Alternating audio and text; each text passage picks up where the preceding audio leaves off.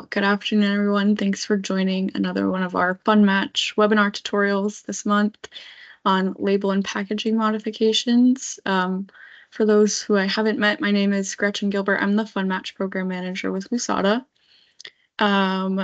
This will be recorded, and I'll also share the slides after, so don't have to worry about that. And then we will do Q&A at the end, so hold your questions till the end, please, or you can throw them in the chat and we'll review them after you're done.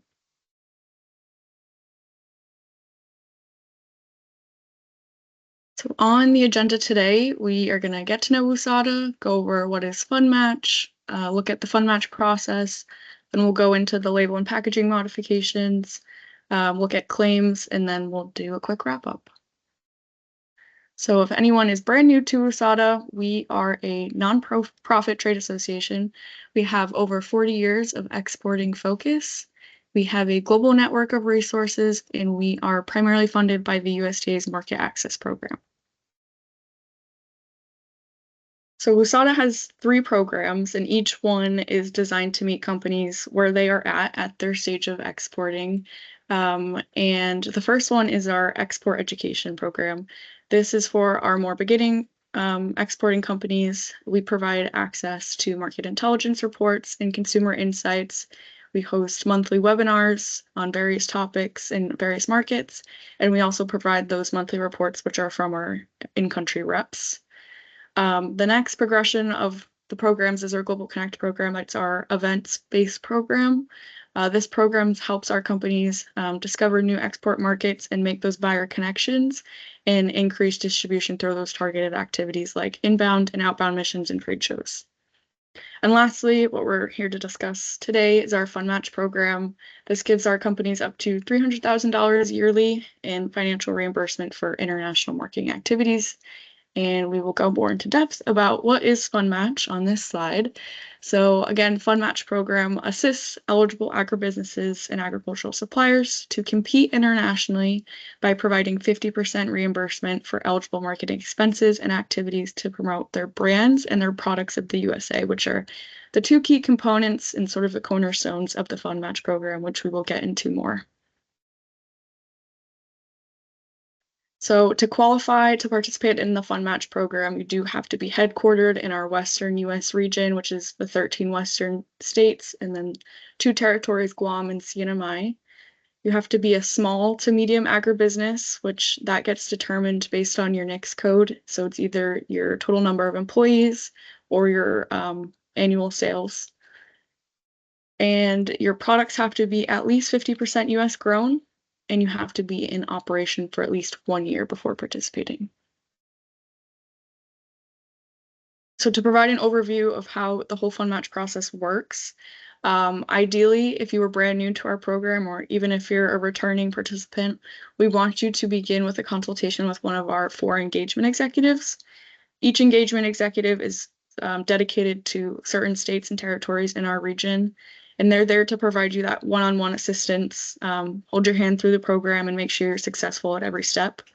So once you've had that consultation to go over what the program is, what's eligible and what's not through the program, what you need to do to get your reimbursement, then you can submit an application. There is a one-time application fee. It's $350. However, we do have a window in which it's only $300 to apply. It's that early bird kind of special if you apply before December 31st for the program year prior or ahead. So for 2026, if you apply before December 31st of 2025, it's only $300. And then once you submit that application, the FundMatch manager, myself, will review the application and approve it. If there's anything missing or we need more information, I'll shoot it back to you and request that for you. But once it's approved, you will sign our contract and then pay our 6% administration fee, which is based on the total amount of funding you are requesting in reimbursement for the year. Once that's complete, you'll go and conduct your activities and you'll compile all the documentation that we need along the way. And once you come back from your activity or it's completed, you will submit a claim to us. We work only on a reimbursement basis, so you have to submit a claim once the activity is over. And we have dedicated FundMatch claims coordinators who review our claims. And again, if they need to request additional documentation from you, they will do so. And once they have everything they need to approve the claim, we will then pay out the funds to the company. So I talked about the U.S. origin statement. That's really a cornerstone of the FundMatch program. U.S. origin statement needs to be incorporated onto the products you are promoting through the program, as well as incorporated into the activities or advertisements, whatever it may be that you are conducting. So I pulled this chart right from our FundMatch guide, showing the eligible and ineligible U.S. origin statements that you can use. So you see product of USA, grown in USA, made in USA. You can interchange America or US or United States within those. You can also use the full state name, product of California. You just cannot use the abbreviation, product of CA. It has to be the full spelled out state name. For our wines, you can use wine of California. Wine and spirits can also use bottled by or produced in statements. Some things to note that are not eligible: the American flag on its own is not eligible. It needs to be accompanied with that product of USA or other eligible origin statement. Other things like distributed by, manufactured and produced and etc. are not eligible because we are emphasizing the grown. And if you include a location in the name of your product, such as Washington apples, etc., those are not eligible as well. So getting into the topic for today, label and packaging modifications, eligible expenses for this expense type. So the first printing of a 1-year supply of approved foreign packaging labels or stickers. And we consider a 1-year supply. We'll start the clock on that 1 year with the date of your first invoice for your printing. However, if the foreign country regulations change after that first printing, we'll restart the clock essentially, because then you'll have to make updates to your label, and therefore it's a brand new label and you'll need new design, new printing, etc. You can do stickers only if they are being used to meet that foreign regulation. However, all the services, whether it's printing or the labor to sticker, that all has to be done through a third party. We can't reimburse expenses for people that are on your payroll. In that same vein, temporary labor for the design of the labels, or if you need them to be translated into a foreign language, that's eligible. You just have to ensure that it is within the GS Step 10, 15 rate of temporary labor, which is the federal allowed, the max allowed rate per hour that we can deem eligible for temporary labor. So it goes up each year. This year, it's around $78 per hour. So if your translator is charging you over $78 per hour, then we'll only deem up to that 78 as eligible, and you'll receive the 50% reimbursement based on that.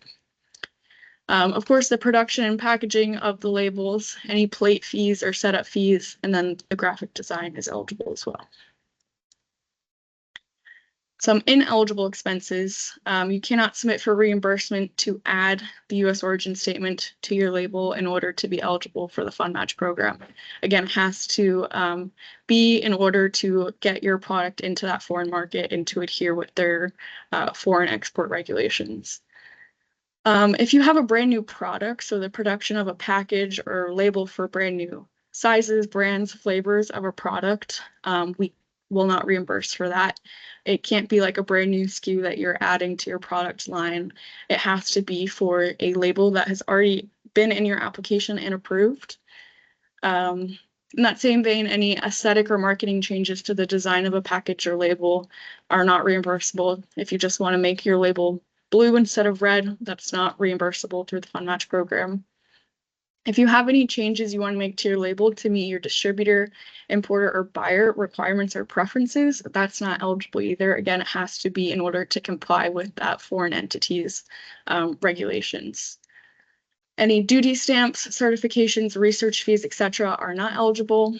Like I was saying, in-house printing, design or translation, labor to sticker your product with, the new label is not eligible.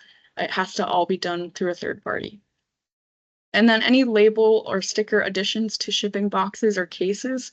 For example, if you have a case of wine, we cannot reimburse for any, new packaging or labeling that goes on the boxes that you're shipping those cases of wine. It's only for the labels on the wine bottles themselves. So in order to receive reimbursement, you have to demonstrate three things.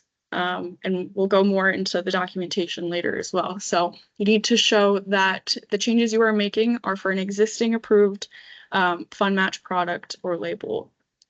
Secondly, you need to show that the changes are necessary, like I was saying, to meet that labeling requirement of a foreign country. Three, all expenses are outsourced, so it's from a third party, it's not from someone in-house.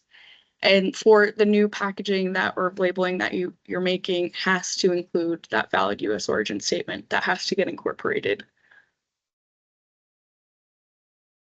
This I took right from our guide, but just wanted to reiterate again. This is showing sort of the progression of label and packaging modifications. So your application needs to be approved before you begin printing that label, right? There's a lot of work that goes in before you actually begin to print, like a design or translation, etc. So it'll need to be approved if you're printing in April of this year. Your application has to be approved before April. And then you'll claim that even though you started designing the label last year, you'll put it in as a 2025 claim. And again, you have 1 year to reprint that same label. It's a 1-year supply. So if you do decide to reprint in January of 2026, you'll have to put that in as a 2026 claim if you were reapplying for FundMatch in 2026. And of course, like I said, if any of the foreign country regulations change after you've already done that first round of printing, then the clock will start over. So a few tips for success prior to your activity, or in this case, prior to your first printing of your label, go into your WUSATA account, into your FundMatch application, and verify that the market that you are making these changes to your labels for is approved in your application, and that all the products that you are changing the labels for are approved in your application beforehand. Again, if you have any updates or changes to be made, make sure those are approved before you start printing. And when you are ready to submit your claim, we recommend gathering all your documents together to make that claims process and that claim submission as smooth as possible. And then also you'll have to total all of your expenditures. So total your design costs, your translation costs, your printing costs all together, as we will ask for the total amount of the expenditures on that first claim screen. And then you'll go into breaking down the individual expense items. So when you do go to submit your claim, every expense requires 3 types of documentation. You need your invoice, which needs to have all the normal information you would have on an invoice. Name, address, contact information of the vendor. Each itemized charge as a line item, and then name, company information of your company, of the payer. Secondly, we need to prove that you paid that invoice. So if you provide us a bank or a credit card statement, we'll need to see that transaction line item. If you want to black out or scribble out the other line items on that transaction page, you're more than welcome to. We only need to see that one line item. We do need to see the first page of that bank statement or credit card statement to see the account owner's name to verify that the person on that company or on that bank statement or the company name is associated with the company, etc. If you pay by check, we'll need to see the check image and then the corresponding bank statement showing the withdrawal. Same with a wire. If you pay by wire, we need to see the wire page and then the corresponding bank statement showing the transaction. And lastly, you need proof of activity. Proof of activity looks different for every single expense type. However, I've listed out what you need specifically for label and packaging modifications. So you need to show us the before and after of the label you are modifying. So before you made the changes and then after. This needs to be usually photos of the actual label that you had printed. It can't be in the form of a PDF proof because we want to see that you actually did print it. It wasn't just a mock-up.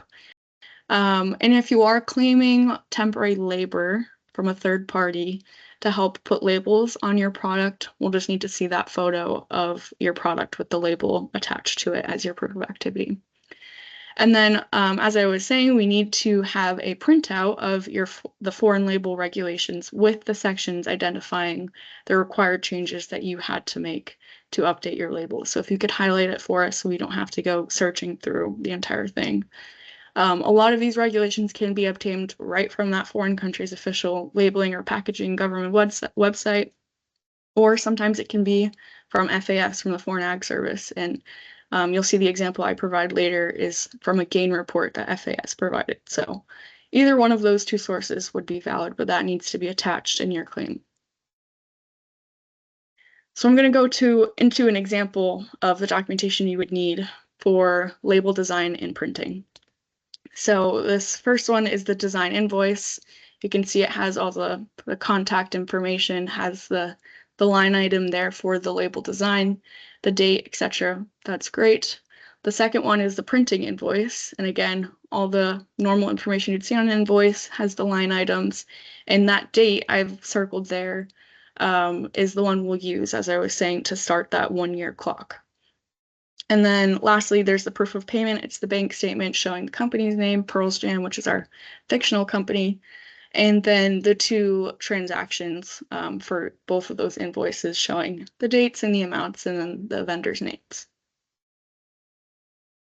So then now we're getting into your proof of activity. You need to show your label modifications before and after. So here's the original in English before the modifications, and here's your Spanish label after. So in this case, they were modifying their labels to import into Mexico. So they changed, you can see the name is now in Spanish. They added grams, and then they also put the origin statement in Spanish as well. You don't need to have it in English and the foreign language on your label. It can be either or, but in this case, they did both, and that is also one of the checks. They have the origin statement incorporated into their label. And then lastly, they provided that foreign label requirement. Like I was saying, in this case, this is a gain report right from USDA FAS showing exactly the labeling and regulations for food and non-alcoholic beverages in Mexico. So they highlighted here that product descriptions have to be bilingual. So that's why they updated their brand name on it. And they also added the origin statement in Spanish as well. So that's all you need to submit a claim. And once you're ready to go submit it, you'll go into your WUSATA account. You'll navigate to the FundMatch program tile, and you will click on the year. This one's outdated, but 2025 for this year. And then you will see the claims tile. If you don't see the claims tile highlighted there, that means you haven't signed our contract or paid your 6% admin invoice. So both of those things need to be complete before you can start submitting claims. And then once you click the claims tile, you will see that start claim button on the right-hand side, and you can begin submitting your claim. So to provide an overview of how the claims process works, we request that companies submit claims to us no later than 60 days after the completion of their activity, or in this case, it'll be 60 days after that printing is completed. So you'll submit the claim to us within 60 days. Again, our FundMatch claims coordinators will review the claim. We review them in the order they're submitted, so the processing times can really vary on the number of claims we have at one time. And then again, if they need any additional supporting documentation, they will request it. We typically give companies 15 days or 3 weeks to give us that documentation we request, or sometimes we just need to move on with the claim and it'll be processed as is. And then once it is approved, we will make the payment depending on if you're being paid by ACH or check. Processing times for payment can vary, usually 2 to 3 weeks, and you'll get your payment. More tips for success. FundMatch program can be kind of daunting sometimes. There's several rules and regulations you have to follow, but please schedule a consultation with your engagement executive. That's what they're there for. They're there to help you and make sure you're successful in the program. We want to give you guys these reimbursements, so please lean on them for support and get that one-on-one FaceTime with them. If you don't know who your engagement executive is, you can email export@wusata.org and we will connect you.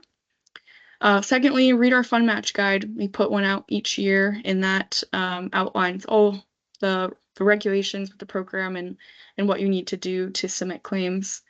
And then lastly, you can review example claims and tutorials on our website under the FundMatch section. So that can be an extra resource if you are struggling with a particular type of claim submission.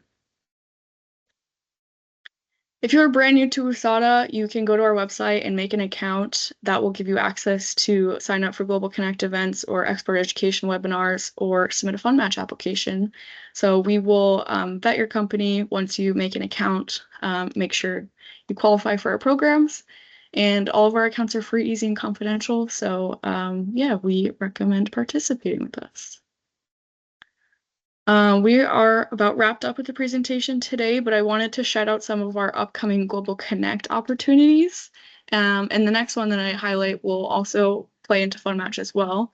But I thought this was a great opportunity and a low-cost opportunity if you're interested in the Taiwan market. This is a restaurant promotion that's going on throughout the month of November.